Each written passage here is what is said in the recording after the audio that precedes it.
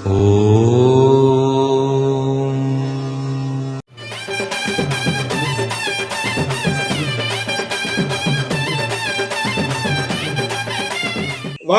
செம்முனி ஜிராமணி கருமணி மாயமணி மகாமதுனி வேதமணி நாதமணி பூதமணி மந்தமணி முத்துமணி நாடகம் பேசம்மா.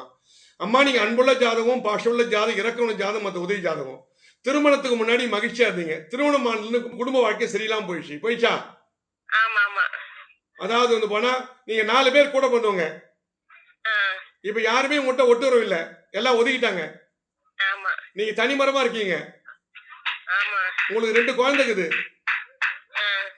கணவனும் மனைவியும் அந்நியமா இல்ல, சாமியார் மாதிரி தான் வாழ்ந்துட்டு இருக்கீங்க. அதால குடும்பத்துல சந்தோஷம் இல்ல, உன்னை வீட்டுக்காரர் புரிஞ்சுக்கிற வாழ்க்கையும் உங்களுக்கு அமையல. உங்களுக்கு 2 பேரும் ரஜ்ஜு பொருத்தம் சரியில்லை, வசி பொருத்தம் ரஜ்ஜு பொருத்தம் சரியில்லை, அதால தான் உங்க வாழ்க்கை நிம்மதி இல்லாம இருக்கீங்க.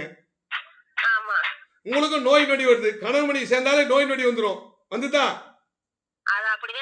ஒண்ணு ரஜ்ஜு பொருத்தம் தான் கணவன் இறப்பான்னு சாஸ்திரம் சொல்லுது, இல்லாட்டி கணவன் மணி சேர்ந்தாலே நோய் நொடி வந்துடும் சொல்லுது. இது மக்களுக்கு நிறைய பேர் தெரியாது, ஜோசிக்கு தெரியாது. ஜோசியர்லாம் வந்து போனா இதை பொறுத்துக்குது 8 பொறுத்து 7 பொறுத்து கல்யாணம் பண்ணுவாங்க. பாவம் அந்த குடும்ப வாழ்க்கை உங்களை மாதிரி நிம்மதி இல்லாம போயிடும். உங்களுக்கு 2 குழந்தை இருக்குது, சிறு சிறு குழந்தைங்க. என்ன வயசு உங்களுக்கு குழந்தை? லேட்டா தான் குழந்தை பிறந்தது. ஆமா 5 லேட்டா தான் குழந்தை பிறந்தது, நீங்க சொல்லாம சொல்லிட்டுங்க. ஆக மொத்தல இந்த பிரச்சனையை தீரணும், யாரோ செய்வினம் வச்சிட்டாங்கன்னு ஒரு பயம் வருது உங்களுக்கு, வருதா?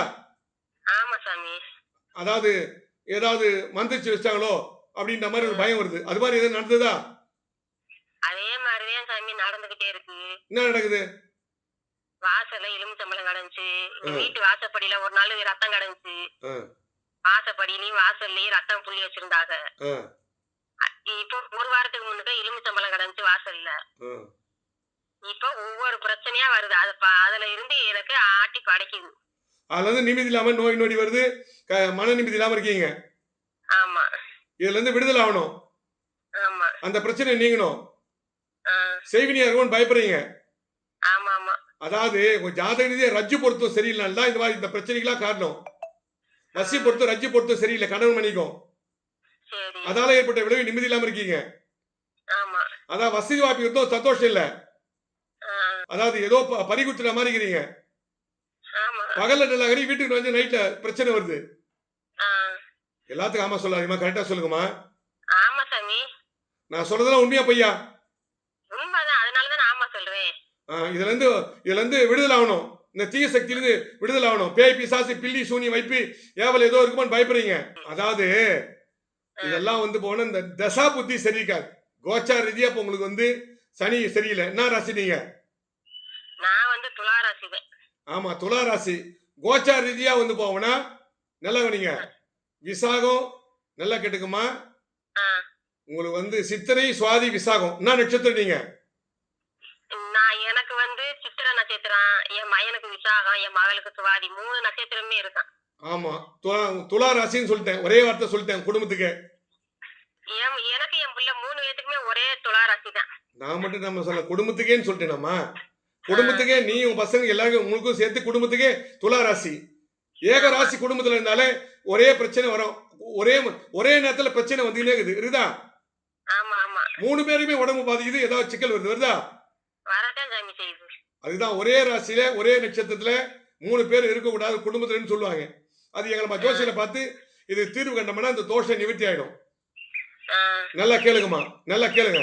அதாவது இது வாஸ்து தோஷம், உங்களுக்கு தென்மேற்கு வாசல் வச்சுக்கிறீங்க, அதால இப்படி விளைவு நிம்மதி இல்லை. ஃபர்ஸ்ட் நிறுதி வாசல் இருந்தாலே நோய் நொடி பீடை பிணி அடி அனாசனம் ஆட்டி படைக்கும், அதால மனைவி எல்லாம் போயிடும், கையில பணம் வந்தாலும் தங்காது, ஒருத்தர் மாத்தி ஒருத்தர் மருத்துவமனையில சேர வேண்டிய சூழ்நிலை வரும், அடிக்கடி உடல் பாதிக்குது. காரணம் தென்மேற்கு வாசப்படி நிறுதி வாசப்படி இருந்தாலும் இந்த பிரச்சனை தான். எங்க மன ஜோசியரை பார்த்து அந்த வாஸ்து சாந்தி பண்ணோம்னா அந்த தோஷம் நிவர்த்தி ஆகும். அதாவது நீங்களே ராஜா நீங்களே மதியம் சொல்லிட்டு இன்னி வெளில காலத்தை நேரத்தை வீணா கழிக்கிறீங்க. இது முழுக்க வாஸ்து தோஷம் தான். எப்பொழுதுமே உச்சத்துல வாசப்படி வைக்கணும், ஒண்ணு வடக்கு ஒட்ட மாதிரி ஒண்ணு கிழக்கு ஒட்ட மாதிரி வாசப்படி வைக்கணும். வாசலே வந்து மேற்கு பக்கம் வைக்கிற மாதிரி தான் வாசல் இந்த பக்கம் அமைஞ்சிருக்கு வீடு. நான் மட்டும் நம்ம சொன்ன தென்மேற்குல வச்சுக்கிறேன்னு சொல்லிட்டு ஒரே வார்த்தை முடிஞ்சு போச்சுமா. சரி சரி. ஒரே வார்த்தை முடிஞ்சு போச்சு. இந்த அருள்வாக்கு அணு கூட பேச வாஸ்து சாஸ்திரம் நிபுணர் எப்படிப்பட்ட வாஸ்து தோஷமா நிவர்த்தி பண்ணுவேன். இந்த வாஸ்து தோஷத்துல தான் குடும்பத்துல நிம்மதி இல்ல.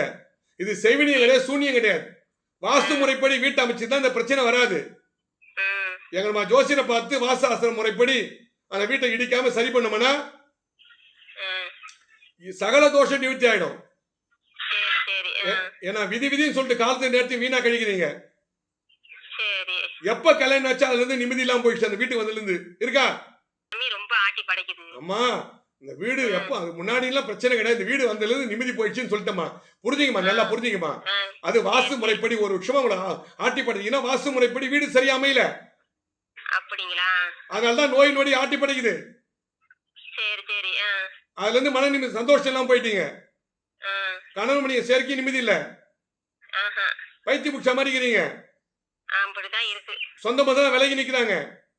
எல்லாமே விலகி இருக்காங்க. யாரும் உதவிக்கெல்லாம் ஆளு கிடையாது. ஒட்டுறவு இல்ல, யாருக்கிட்ட ஒட்டுறவு இல்ல. எந்த இதுமே கிடையாது. இதுல இருந்து இன்னைக்கு பிரச்சனை தீரும், நாளைக்கு பிரச்சனை தீரும். மருத்துவம் பாத்துக்கலே தான் நோய் குணமாகல.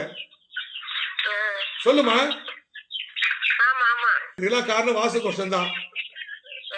எப்படிப்பட்ட வாச தோஷமா நிவர்த்தி பண்ணி குடும்ப நல்லாகாரமா 4 பேர் மதிப்பு பண்ணி கௌரவமா வாழ்ந்து கட்டாம படித்த போதுமா. ஓகேம்மா. White and white Nallappan Neelakanda Siva Muneeswarar அருள்வாக்கு சித்தர் விஜயம் செய்யும் ஊர்கள்.